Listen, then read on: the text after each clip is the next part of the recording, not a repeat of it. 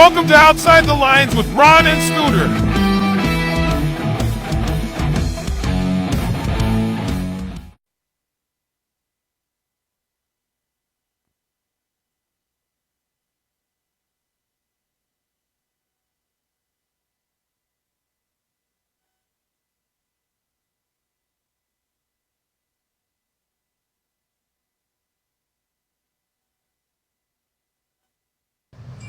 Welcome to Outside the Lines with Ron and Scooter at the Fairlawn Athletic Club in Fairlawn, New Jersey. Welcome, everybody.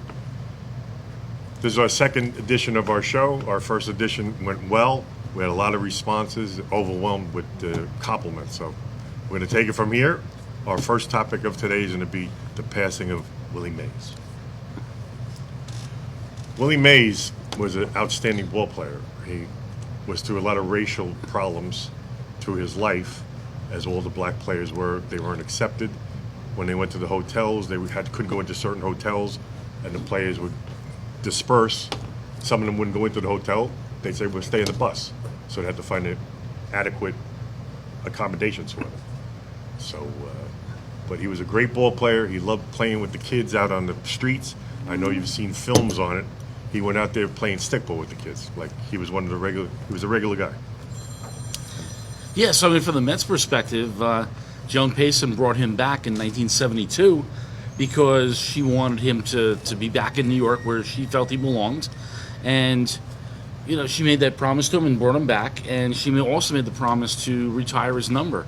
So, unfortunately, Joan Payson passed away, never got the chance to do that.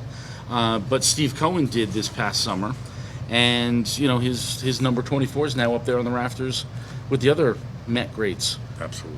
So, but he was an amazing player. Matter of fact, I've even spoken to some Yankee fans who got a chance to see Mantle and Mays and Duke Snider play, and almost every single one of them said that Mays was the best of the three on the outfielders.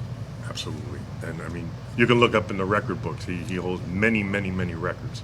Home runs, for stolen bases also, RBIs. I mean, he was a speedster. Even though he was a big guy, he could speed. He had speed. He stole a lot of bases, and he held the record for like 6 years of the most stolen bases with 50 home runs. So, an outstanding guy. He'll be missed in baseball. He was a patriot, and we'll miss him dearly. Absolutely, yeah. Absolutely. The last time we talked, we were doing Yankees and Mets. The Yankees were on the top, and the Mets were not doing that well. So this segment, the Mets are doing very well, and the Yankees are not doing well at all. So it did a complete reversal.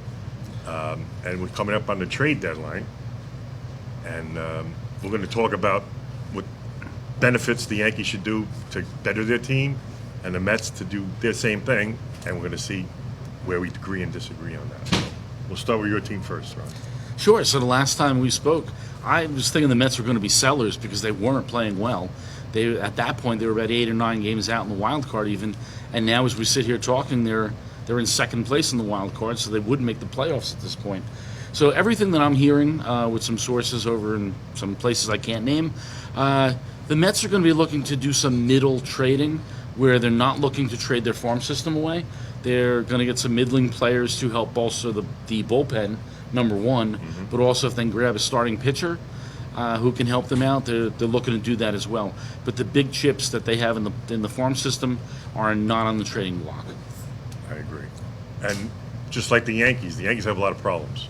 Second base, relief pitching, starting pitching, up the middle, catching. I mean, one game the Yankees gave up 9 stolen bases. I mean, that's unheard of. They got a lot of work to do, and I don't know if they're going to be able to fix it in time for the playoffs. I really don't. I mean, and then over your head you got Sosa. He's going to want a big contract. And I don't know if the Steinbrenner family's into that like their dad was. The father was a spendthrift. He didn't care. As long as you got the best players, money could buy. That's why they say he bought the pennants in the World Series. We'll see what happens, but it's going to be very interesting in the next couple of weeks. Yeah, absolutely. And by the way, thank you for our catcher Torrens. Yes, he's been on fire for us. He's done a great job, and I'm sure you guys could have used him at some point with your catching problems that are going on. So yeah. So thanks for that. Oh, you're welcome. Yeah, I know, and we also got told from people that they want us to debate more and like argue, but that's not our forte. I'm happy to argue. Well, they wanted us to really argue, like go face to face. Okay. But I'm a Yankee fan and he's a Met fan, but we both root for the other team when they're not playing each other. I mean, Sorry. sometimes. I mean, I like a lot of your players. I mean, Absolutely. and you got one of the best announcing crew also. That's another, that's another big going. Well, on. that was a Michael Kay issue. We brought that up because his ego got a little hurt that he wasn't classified as number one in the city, and there was another poll that came out that put the Mets broadcast staff, TV broadcast staff, as number one. They're great. I mean, So- it's enjoyable to listen to them. They're very Yes. knowledgeable. They do their homework. See, the Yankees are inconsistent because they got new announcers every night. They got a roster of 9 announcers, and some of them don't gel too well. I'll be the first one to tell you that. I'm back to the old school of Rizzuto and Frank Messer and Bill White, and then Red Barber. Yeah, but I think the Yankees are still feeling out who's going to be their number one and number two announcers. So I guess they're giving guys a lot of try this year and see who's going to come out next year. I think you're going to see a much tighter broadcast crew. And then on the radio side, you all know John Sterling retired, so now they're doing auditions. And they're even going to bring in Craig Carton, and him and Susan Wolman really don't get along. Oh, He used God to bless you on disgrace her. that. Yes, it's going to happen in August. He disgraced her over the radio many times, making fun of her voice, squeaky voice, stuff like that. So I don't know how well that's going to gel either. I don't even know why the Yankees are even entertaining that. But anyway, it's time for our first break. We'll be back after this. Are you an enthusiastic sports fan? Want to have fun and get in on the action? Heck yes, that'd be awesome. Have great attention to detail? Want to stay active? Definitely. Want to give back to the student athletes in your community? Obviously, yes. Then you'd make an excellent high school sports official. We need more officials in New Jersey, because with no high school officials, there are no high school sports. Sign up today at highschoolofficials.com. Welcome back to Outside the Lines with Ron and Scooter at the Fairlawn Athletic Club. We're going to go into the All-Star game a little bit right now. The American League One, they've been winning quite often lately. They used to be down like 10 or 15 wins, but they've come back the past few years with nice winning streaks. We're going to talk about the uniforms. Ron? Yeah, so the big debate going on is about the uniforms for the All-Star game. I don't know. I thought the American League ones with that cream color looked horrible. I don't know who they have as their, their fashion coordinator, but it's friggin' horrible. I wish they would go back to teams' home and away uniforms. This way you know what teams they're playing for without trying to squint at their shoulders with the little symbols on the side and stuff. So I'd like to see them wearing I their don't like own this uniforms. either. The Nike, it looked like a billboard. Yeah. And I do have the American League hat on, but the York jerseys are horrible. This looks like a Miami Dolphin hat. But Well, that color going with the beige color yes, was it was horrible. It was horrible. It looked like the NFL when they're doing those stupid unicolor Absolutely. ones that look horrible as well. So Yeah, I agree with you. They should go back to whatever team you play for, that's the team, the jersey, hat, everything. But it's all marketing. That's the way they do it now. Everything's a marketing thing. They do it for Memorial Day. They do it for 4th of July. They do it for Labor Day. And it's just, the place lids and Fanatics, like, they just keep making money on it. How many teams have 6 and 7 uniforms? I mean, that's unheard of. well, you got Mother's Day and Father's Day in there too. That's right. Mother's Day they the do blue the and pink. the pink. Yep, the blue and the pink. So I'm one of the buyers, so I know exactly. see, they're marketing to you. Yeah, because they know I buy all that stuff. All right. People asked us about stuff on our table here. We got some really, really, really good stuff that I'm going to explain about. The first one I want to show you guys, I have the last 7 World Series rings. They're not the real ones. They're imitation, but I have the last 7 World Series rings that the Yankees have won. And they're really a conversation piece. You can look at them. Here, I'll hold them You'll up. hold them up? Okay. I'll hold them up as you go and talk. Okay. As you know, the Yankees won in 77 and 78, then had a big drought. They came back in 96. They lost in 97 on a heartbreaker. 98, 99, and 2000, and then they haven't won since 2009. And out of that 2009 team, you got 3 players that are Hall of Famers. Can anybody name who they are? Can you name them, Ron? Oh, let's see. So you got Mariano Yes. and Jeter Right? and A-Rod. Nope, not A-Rod. Joe Torre. On 2009, A-Rod wasn't on that team? but he wasn't in the Hall of Fame. Oh, that's right, yeah. No, he should be in the Hall of Fame. Well, yeah, that's Except for his another little, debate. his little needle usage, you know. Yeah, exactly. Speaking of Hall of Fame, and we brought this up many times, baseball does a lot of commercials with gambling, and it irks me so much that Pete Rose is not in the Hall of Fame. Really. I mean, he was the best player in baseball. He's got all the statistics. Why he's not in the Hall of Fame is beyond belief. I know. It just... So here we go. Go ahead. So Major League Baseball has one rule, one cardinal rule. Don't gamble on the games. Right. He broke the one cardinal rule. Exactly. That's why he's not in the Hall of Fame. And as good of a player as he was, and he is a Hall of Fame player, I don't think he should be in the Hall of Fame. Okay. Maybe after he's dead, but not now. I mean, you still have the 1919 White Sox. Yes. Who have players who should be in the Hall of Fame, Yeah. but still to this day are not in because they broke the one rule. Yeah, I know. But when you're watching the game, they say, okay, if the Yankees win now, the odds are 2,001 or 501. It takes away the meaning of the game. Because then you're saying to yourself, is that manager going to manage differently now? Because he hears how much, because they hear everything that's going on in the game. They got the TVs are right in the dugouts. I mean, they can persuade the outcome of the game, and I think it ruins the integrity of the game. Well, the NFL's been doing that for more years than baseball has. I know. You know, they have the announcers know what the spreads are and everything else. And how many times have people complained about, a last-minute field goal when they're when they're up by 24 points? Are they just doing it to cover the spread, or is there another issue going on? So that debate's been going on for a long time with we football. agree with that one. That's definitely, there's a lot of stuff going on there. You pull this player, put that player in. Oh, I'm hurt. Then you put the other guy in. Yeah. There's a lot of finagling going on. It's not honest anymore. It's not. None of the sports are an honest game anymore. It's crazy. Okay, the next little item I have here. The Yankees were the first team to ever do bat day. Their first bat day was 1967. I was at that game. I have that bat at home. I bring it in next time.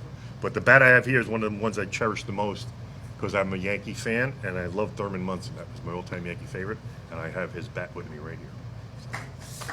You like that one? Very nice. Yeah, Thurman Munson was near and dear to me. I was a Yankee bat boy in 1971, and he was one of the first players that came up and said hello to me.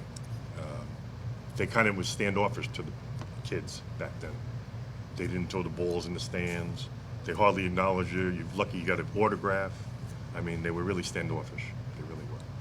But Thurman Munson was very nice to me, and so was Roy White. And I still speak to Roy White today. He's a good man. And him and Thurman Munson were best of friends right to the end. They were the closest of the two players on that team. Because Roy White told me that. I didn't know that. He told me that himself only a couple of weeks ago. So, another good man. Another one of the giveaways that they're really popular now, big time.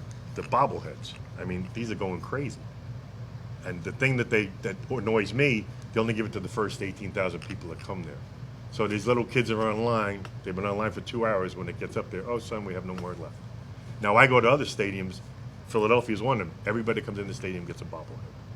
I mean, you got a sponsor. Tell them, give me 50,000 bobbleheads. I mean, you're advertising for them. All their stuff is all over the place. It annoys me. Well, then anyway, this one is Hideki Matsui. That's another good little thing. Then I have another little collector's item here. The Yankees used to give out coffee cups, insulated. And this one is from the 1996 World Series. They only gave it to the first 5,000 people at the stadium. So you know what time in the morning Scooter was outside the stadium. The stadium gates didn't open at 11 o'clock. Scooter was out there at 8:30 in the morning. And there was still people there before me. So I love the promotional items. I'm a big sucker on them. So anytime there's a game, especially at the price they charge for the tickets, at least you get something out of it. And I know the Mets do some good jobs too. They do. I'll have to bring some in Well, more I got next the time. strawberry But there is a Darryl Strawberry one here. That was a giveaway from That was a this giveaway. year. Yep, that was from when they retired his number. Absolutely. They did a And- great job on that too. I got to give Cohen a big compliment on that. He's Yeah. bringing back the old way of tradition like the Yankees do. Because they didn't, for a long time, you guys didn't retire numbers whatsoever. No, the last one before the big surge was Seaver. Exactly. And then they retired Piazza. And then there was nothing for a very long time. Absolutely. Absolutely. So, But I'm glad they're doing that. yes. Okay. We got a special guest coming up on our next segment. We'll be back after this. A game without a crowd is just a scrimmage. A performance without an audience is just a rehearsal. Without your presence, high school sports and the performing arts aren't possible. Ensure that these essential extracurricular activities continue to enrich the lives of students in New Jersey. Purchase a ticket to your local high school's game or performance. This message presented by the NJSIAA.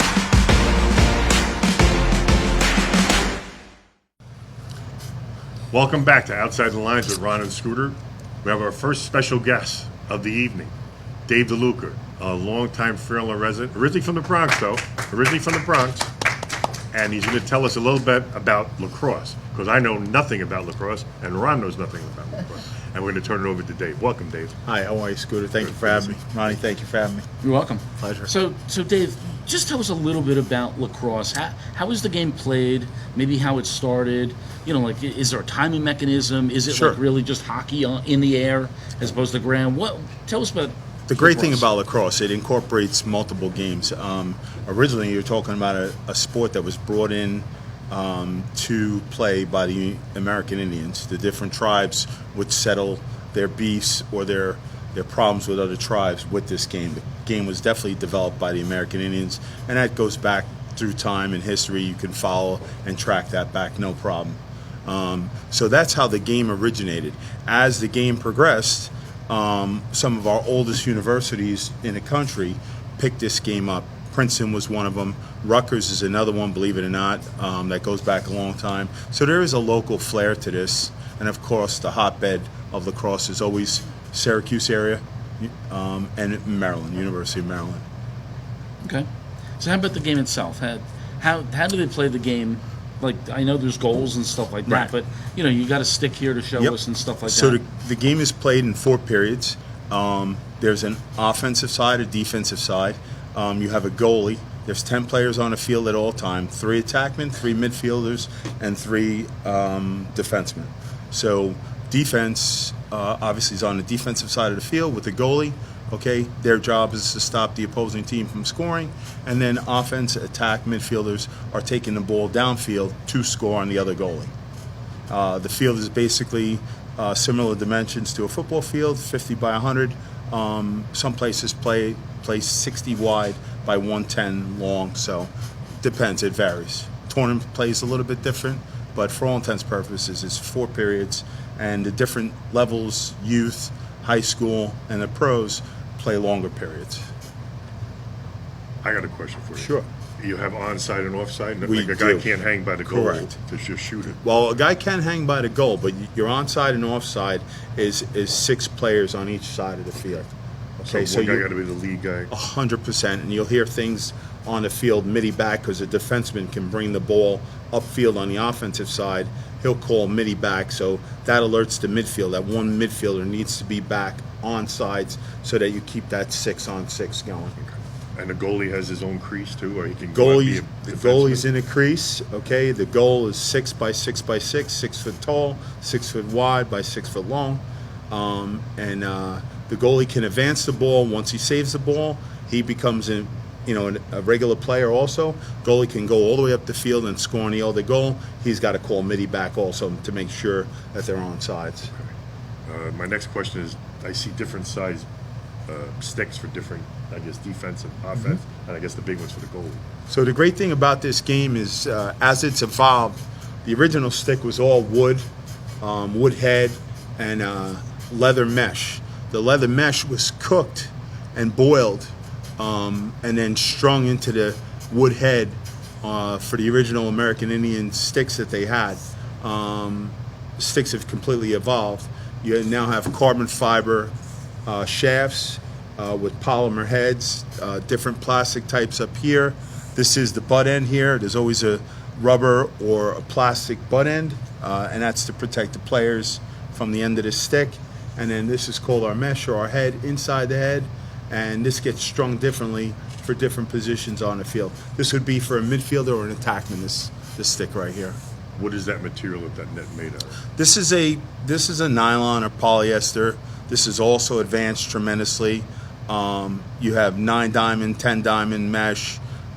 It's also evolved from straight leather that used to be crossed, which was outstanding. Those sticks were great. My first high school stick at 9th grade was a Bryan lacrosse stick, defensive, and I had the original leather with the nylon, which a lot of people don't use anymore. But the advancements, shooting strings are up top here, 2 or 3 shooting strings. They have to be 4 inches from the top of the head. And then What there's is the purpose of those shooting strings? This shooting string right here, whether it's on a midfielder or attack stick or a defenseman or a goalie stick, this allows you to get that snap, that whip out of the stick. When the ball rises up through the stick, it controls the flow of the ball coming up. Some guys like what's called a mid pocket, other guys like a high pocket, and then your defenseman and goalies typically like a low pocket. So you'll see the shooting strings adjusted in various places, but they still have to stay within 4 inches of the top of the head. Well, that kind of leads into the next question: is how did you get involved with lacrosse? I was lucky enough. I moved here from the Bronx, and then I played 1.5 years of baseball, and then they kept bothering me, my friends, to play lacrosse. I got involved that way. Started playing lacrosse in 7th grade, and joined that team, and that was an awesome team. Coach Frank Giannetti was our coach back then. I had just got done playing for Ernie Mosca, who's another local legend and a great guy. Mosca family, good Fairlawn people. So that's how I got involved initially. Played in high school, played a little club afterwards, and then I've been coaching since 1989. And Fairlawn has their own lacrosse teams? Fairlawn has really been a forward principal in lacrosse in this state for so many years. The first high school club team was 1959, coached by Coach Dave Pooley. In 61, they played in what was called an independent league, where they went to Clarkstown, New York, that Orange Rockland area, Long Island for games, and then South Jersey to Petty and Pingree schools, which were private schools. There were only about 5 or 6 programs, public programs like Mountain Lakes back then. So this really started off in Fairlawn at a very early time. 1961 is supposed to be the first varsity travel lacrosse team, and then it just went from there with some really great coaches. Fairlawn's been lucky to have, like I said, Coach Pooley, Coach Jacobson, who's a legend in the state in lacrosse. He's actually a legend across the country. Coach Bucky Kempton, Coach Jimmy Bishaw, and then Matty Biello came out of the Bishaw tree, and Matty did a phenomenal job here also. My question is, how much will this set you back? Is this an expensive sport or not expensive? It's getting very expensive. These sticks start at like $89 to say like $95, and now these kids are playing with sticks that are worth $250, $300. And I know that firsthand because I buy them from my 2 boys and my daughter who play lacrosse. Now that also. ball you use, I know it's a hard Solid rubber ball, 2 inch by 2 inch by 2 inch. What's the weight of that? It probably weighs about 8 ounces, 10 ounces, but it's solid. When that ball is coming your way and it hits you, you feel it. You know, you definitely feel it. The other thing too is, and as many of lacrosse players know, as you advance in this sport and you're shooting and passing faster, that ball's coming at you pretty good. A lot of our high schoolers in this area are shooting the ball somewhere between 75 and 85 miles an hour, so they're getting it going. Yeah. Your college guys are shooting it anywhere between 90 and 100, 101 miles an hour, so that ball's moving. That ball is moving. How many referees are involved in this? There's 2 referees, and we've actually had some great referees come out of the town of Fairlawn. One, believe it or not, is Jerry Graff, God rest his soul, which Saddlebrook named their tournament after. But Fairlawn's had some outstanding referees, you know, through time, and guys that are still refereeing. Now, you mentioned your daughter plays. Are there women's leagues? Yeah. The women's has really intensified. My daughter plays. She's an incoming freshman at Lakeland Regional High School up in Ringwood, Wanacue. But Fairlawn's got a fantastic girls squad, and I am proud to say that we started the girls youth program when I was coaching and director of lacrosse. So that was Casey Donahue. Everybody remembers Casey Donahue, Mike Rosaffi, and Kirk Gruber. that started that program. So Okay. So maybe at the end we can put up the phone number if they want to join Fairlawn's, lacrosse teams. Sure. And Most that way they definitely. can contact you or somebody in the program to Excellent. to get involved. thank you. Thank you, Dave, for acknowledging and giving us a great education on the game of lacrosse. Anytime. Let's give him a big hand. Yeah, excellent. Thank you, Dave. Anytime. Thank you. Okay, it's come to the end of our show again. I wanted to say a few thank yous to the Fairlawn AC, bartender Fred, our cameraman Saul Rockman, our director Wayne Robbins, and all our people that are here, and the Fairlawn Athletic Club. Till next time, Outside the Lines with Ron and Scooter. But wait, we're not done yet Okay. because we've got a special piece. To you, happy birthday to you. Happy birthday, dear Scooter. Happy birthday to you. Thank you. Thank you. Thank you very much. Happy birthday. Thank you. Thank you. birthday, Thank you, Scooter. girls. Thank you. Thank you. Thank you. Thank you. That's been Inside the Lines or Outside the Lines or somewhere One line around the lines with Ron and Scooter. So happy birthday, Scooter. And Thank you. Thank you, guys. we'll Thank see you guys very next time. much. Thank you very much. Thank you. Thank you. Thank you.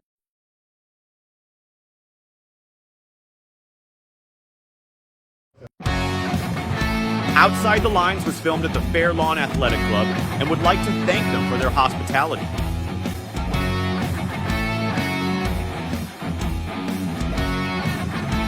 The cast and crew of Outside the Lines, thank you for watching.